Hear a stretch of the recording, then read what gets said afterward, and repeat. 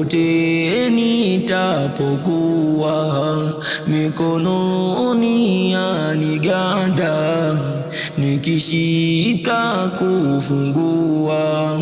Hebu nipeni kitabu, hebu nipeni kitabu kilofika Qur'ani, hebu nipeni kitabu kilofika Qur'ani. Yashuka kwake karima na visa pia hekima, tuipende Qur'ani, tuipe pia thamani. Qur'ani ni shifa kwa maradhi mabala, Qur'ani muongozo kwetu, hiyo ndiyo nguzo.